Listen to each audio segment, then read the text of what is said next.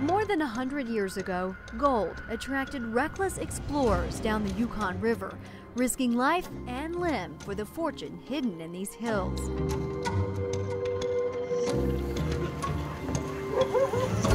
Today, that same adventurous spirit is still alive in the Yukon Territory. Whitehorse, Yukon is the starting point for the pursuit of a metal that's different, but just as precious to those who seek it. Yeah, this will definitely be the biggest bite off any event I've ever done. Nobody's out here but me and... North Face endurance athlete Diane Van Deren trained in the mountains of Colorado to prepare for the Yukon Arctic Ultra. 18 to 20 hours a day. A race colder and longer than any she's ever experienced. I kind of think of it in terms of days rather than miles. The miles things can kind of freak you out a little bit if you think how many miles you've gone. The beauty here can cast a thick veil over its dangers for the unseasoned wanderer. But experienced athletes know a wrong move can cost you everything. It's like an Everest. You know, you just need to be smart. You need to be very conscious of what's going on, very aware of the elements. And to survive, yes. I guess that's the challenge. Chase those dogs! At the start of the Yukon Arctic Ultra, the numbers can make a man or woman. I just had my last pee on a toilet. Feel insignificant. 25 below, 430 miles for 13 days straight. Once you get to the starting line, you better have it all put together right then and there because there's no turning back.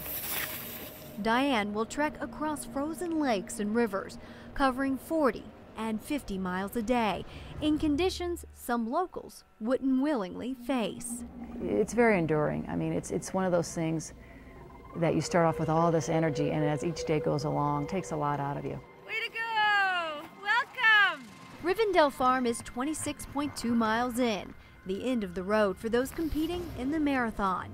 From this point, Diane is going to do 15 more. Yeah, just one checkpoint at a time. Savoring every second of sunlight, because only two things are guaranteed along the trail. The next part will be harder than the last, and darkness always comes too soon. And now they're going to get into some hilly terrain, which makes pulling the sled hard work. Diane knows the less she stops, the sooner she'll meet the finish. But she'll have to battle the lingering bitter cold and a lack of sleep to achieve a goal beyond most people's imagination. You got to keep your head in the game. You got to keep your head in the game and stay focused. And with a marathon behind her, the numbers ahead seem slightly less daunting. Heidi McGuire, 9 News.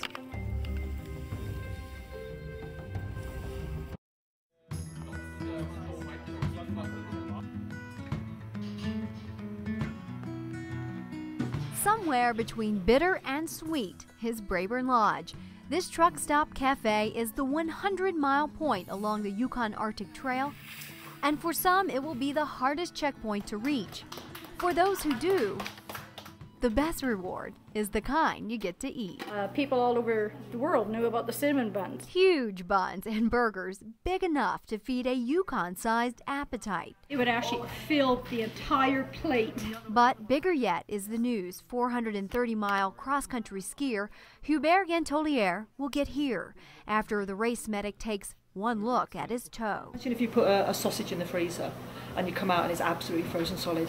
If it's feeling like that, then you can say it's pretty much frozen all the way through. Hubert will need to see a doctor soon, so his journey ends here. If I can start and finish this one, then I've done my job. Colorado endurance athlete Diane Van Deren experienced extreme conditions during last year's 300-mile race. Temperatures dipped down to 40, even 50 below zero, and frostbite was a constant companion. This was one of the more severe cases. Here, a runner's hands blistered after thawing out. This year, when Diane arrives at Braeburn Lodge, she's one of the luckier ones. Exhausted, but no worse for the wear. Well, I've been up since yesterday, since 6, so long day, haven't slept, been in 35 below temps. brush my teeth and I need to put my legs up. Race director Robert Paulheimer steals a quick nap once everyone else is sleeping. The morning rush will be here soon, and even food like Brayburn's can only provide so much comfort. It's painful. It really is painful. It's the hardest thing I've ever done in my life. By the second morning, 5 athletes dropped out of the race. Like if I could have a cane, I would use a cane. Their bodies worn down from moving almost nonstop, and their minds? Hallucinating is kind of common out there because you do get tired. I was making coffee tables out of trees, goblins, birds.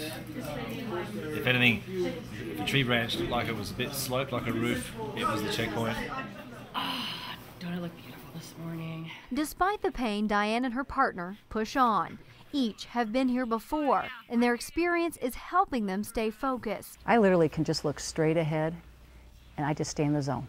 And all I do is just think about movement, and I keep a beat. 1, 2, 3, 4. Back in Brayburn, the less experienced are at a new starting point, the one where they start to question what they've gotten themselves into. We should have signed up for the 100. Taking stock of their situation, they now have to decide if they have what it takes to reach the next checkpoint. It's way more mental than physical, I would say, in events like this. Way more. Heidi McGuire, 9 News.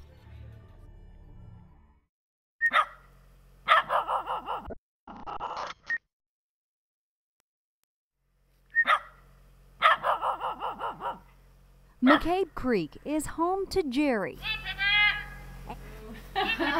and Kathy Cruz. Well, if you're from the States down in Colorado, they probably figure everybody's on dog sleds and live in igloos north of the border. Not the case. No, it's not the case.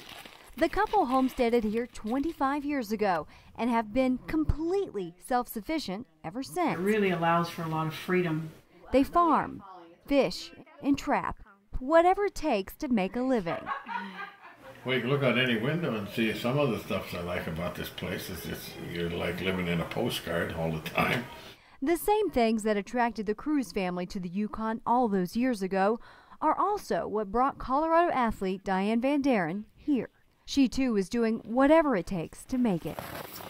I'll talk to myself, especially if I'm getting tired. I'll say, stay awake, come on, let's stay awake. Come on, 1, 2, 3. And coming up with creative ways to approach a meal. I pop these puppies underneath my face mask, about 8 of them, and then I just move them to my mouth all day. Housekeeping. The reward for going the distance today is making it to Checkpoint 6, a woodworking shed on the Cruz family's farm. It's enough to provide the athletes with a warm meal and a chance to plan for the day ahead. It's in here somewhere. And that's where the overflow starts, after you've Tonight, gone through the burn. the news that there's water on the trail weighs heavily on their minds. Oh, We've been told there is some overflow right now in the rivers where the rivers crack because it's so cold and the water seeps up. Well, I don't want to get on a weak spot of a river like that where if I'm running across the lake or the rivers, then I could fall through. The athletes decide to sleep in a bit, so at least they'll face the overflow during daylight. At 5:30 the next morning, they're off. But the hardship ahead for them will be nothing compared to the hardship ahead for those of us left behind. I opened the door into the generator room because I thought I heard somebody out there. I found it on fire. Big, big fire. So, up and out. Go Heidi, run to the house, get everything out. Within minutes, the whole thing's gone. Minutes after the athletes left McCabe Creek, flames devoured the building that was supposed to provide us shelter. Okay, let's move this up. Let's move it. We saved what we could. The rest burned. Jerry managed to get some equipment out of the way, but in a world where you're completely self-sufficient, there's no fire department to call, and the flames were just too big for the family to save anything else. Holy smokes. By the time daylight arrived, the fire was nearly out. Time to take stock of the damage. It really did. It brings tears to my eyes, but that ain't gonna help. It's done. The biggest loss? A $12,000 generator, which powers the entire farm. There's just smoke over there right now. That's all that's left. You know, and no matter what I do, I can't change that. Kathy's friend once told her the Yukon can be hell on women and horses. Today, no one at the cruise place at McCabe Creek could argue. Heidi McGuire, 9 News.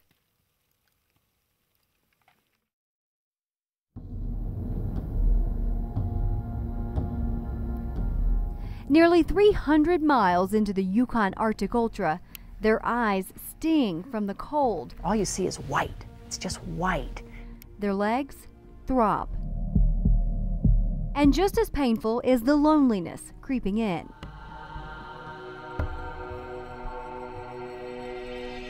You know, it's interesting, even though you're with somebody the whole time, there's no talking. It's all you really hear is just the sled slushing through the snow and you're breathing. The sound haunts them.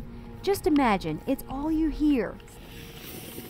Step after step, day after day. It even makes talking to one another difficult because you have to yell to be heard. And once you've come this far, every ounce of energy you have left has to be used wisely. 33 miles up the trail, they'll get a break at Pelly River Ranch. It's a change from the normal. Settled during the gold rush, the humble farm is now home to the Bradleys, a family that's brought new meaning to the phrase, off the beaten path. Yeah, it's kind of remote, I guess. I guess that's probably it. Kind of remote? Well, it's not anymore. It's only an hour to the town. Dale and Sue Bradley's house sits at the end of a 35-mile-long driveway.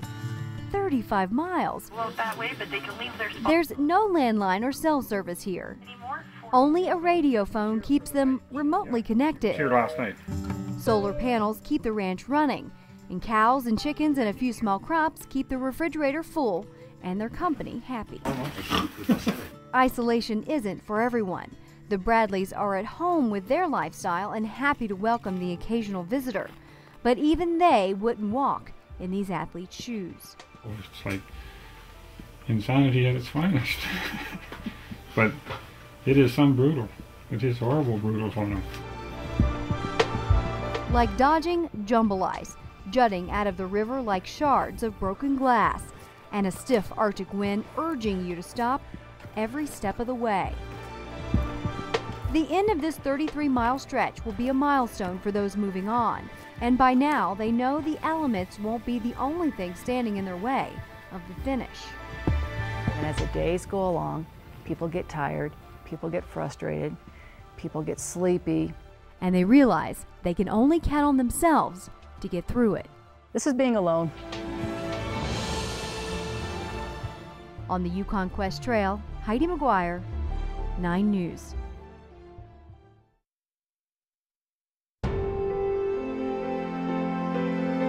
Between this rock, known as King Solomon's Dome, and a hard place, the last 20 miles,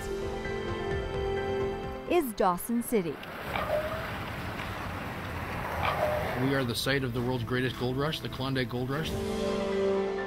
That was more than 100 years ago, when a riverboat was the only way to reach this part of the world, except on a rare occasion, when man would set out on foot. It's a tough place to live, it's a tough place to race, and if you can make it here, just like New York, you can make it anywhere. Colorado endurance athlete Diane Van Deren is hoping to test that theory. My mind is set, I'm going to start and I'm going to finish. The agony of moving another inch wiped out half of the field, leaving only Diane and 7 men to attempt the final stretch. And one at a time, they show the world and a half-dozen spectators it can be done. 55-year-old Enrico Guidoni is one of the first to arrive on foot, and he nearly paid the price of a toe for his 9-day journey. It makes you wonder why someone would do this. After all, there's no prize and hardly a hero's welcome for the survivors. Surprise! Is it? It just seems kind of crazy, right? I'm different, but that's a good thing. Not crazy, I'm different. There you go. Epilepsy changed Diane's life 12 years ago. Before doctors removed a portion of her brain to stop the seizures, she ran from them. For a while there, I was running from a fear. Now I run for the passion and the glory and the celebration that I don't have that fear anymore.